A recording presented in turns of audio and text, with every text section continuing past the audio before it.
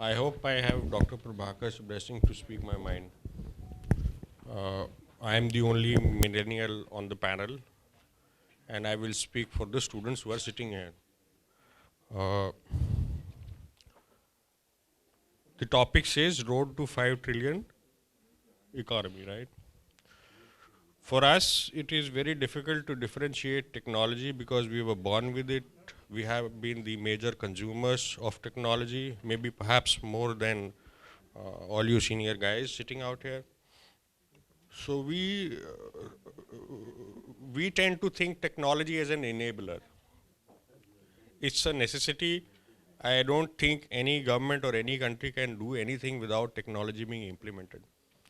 Now, I'll give you an interesting fact. The highest growth, export growth that is last year, was in iron ore.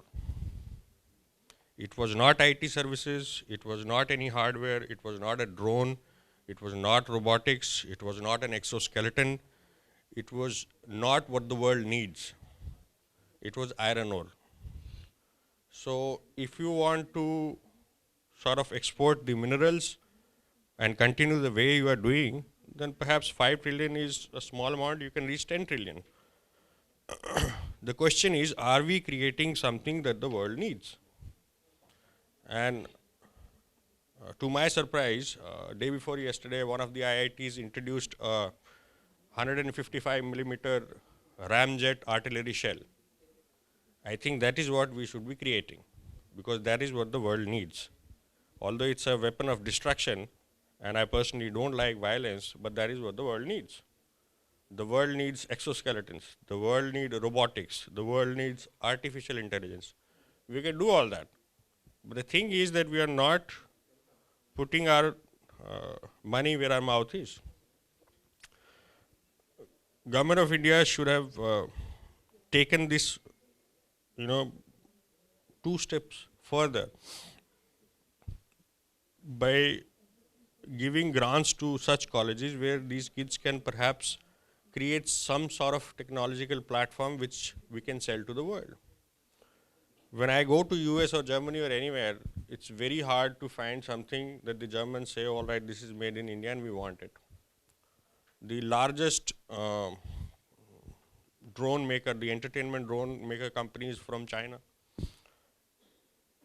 The largest phone assembly or phone makers are from China and North Korea and South Korea. We are not doing what we should be doing. We are creating bottlenecks where they are not required. I'll give you one example. See, if I have to set up a plant to maybe assemble a mobile phone, the land will cost me maybe 10 or 20 times more than it is in China. Then I will have to hire these young kids, train them, and then I can start manufacturing. And then I have to deal with a whole lot of regulatory issues. For example, in China or in Hong Kong or in Singapore, if you want to open up a restaurant, you only need 4 licenses. I need 16 licenses here now. So a lot of things have been done, but not to our liking. I think it is too slow. And as you correctly pointed out, there are many force multipliers. But first we need to identify the main fighting weapon. What is it that we want to give the world? We are perhaps at a different level from the Chinese, because if you look at China, 90% of their largest companies are government-owned companies. So why is it that they can run their government-owned companies efficiently and we can't?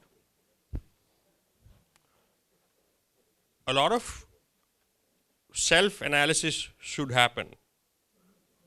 And I think that is where we are lacking. My primary concern is that how do we employ these kids who will graduate maybe a year or 2 down the line.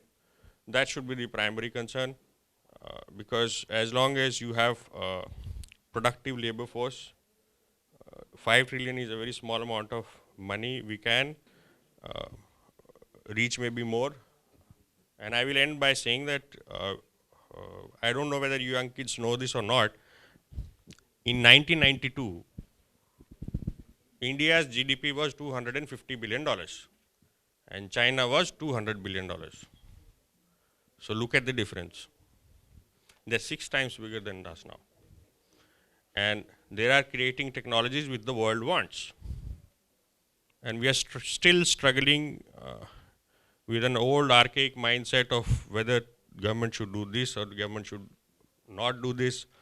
I think the time has come wherein there is some wholesale reform is implemented.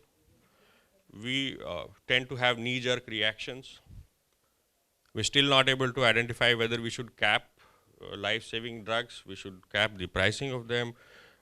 Sometimes we introduce dividend distribution tax, sometimes we abolish it. So, when I'm an investor, I invest in startups and I invest in a whole lot of things. I need to have trust in my government that whatever you are proposing today, you are going to stand by it, whatever it is, so that I can plan myself accordingly. And that is not happening. That's why we have a trust deficit. 50% of economy is perception. I read it somewhere. I don't know whether it's true or not. But the remaining 50% we can take care of provided we know what we are supposed to do. So I think I said a lot which I should not have, but that's the way I feel. And I'll end up by saying one small example. I funded a few guys in IIT Delhi. They created some concept called as swarming, you know, many drones talking with each other and doing a lot of stuff. I told them that, look, this quadcopter thing cannot fly in winds, the speed is low, why don't you create something made out of a wing, you know, wing-based plane, right? So they got in touch with this American company, gave them the design, they made a carbon fiber wing for them. Unfortunately, we don't have carbon fiber manufacturing in the country. We don't even make silicon wafers. So the wing was stuck at IGI airport for 6 months. And it is because of Dr. Hayat's effort, they were able to release that wing. So, custom, yes, because they said that this is drone. We were arguing it's not a drone, it's just a fuselage. And the directors of the IIT, even the defense personnel wrote down and said that this is of national importance, so you can understand. Still it did not get released, and thanks to Dr. Hayat, it got released in 2 days. So if I would not have known Dr. Hayat, the wings still would have been at IGI airport. So these are the things that we face, and these are the things that need correction. I remember when I used to work for a bank in US and we used to go to United States in a business delegation. The governors and the mayors of various cities will fight with each other. I will take them. They will send private jets at the Beijing airport. They will actually roll down the red carpet and tell us, please invest here, please do this, please do that. Here, if I have to take somebody to, or ask one of my friends to come down and invest, the first thing would be, please send his profile. How does it matter? Don't look at the color of money. We need that money. So that's the problem we are facing, and I hope we are able to come to an answer to these particular problems that we face, because these are practical problems.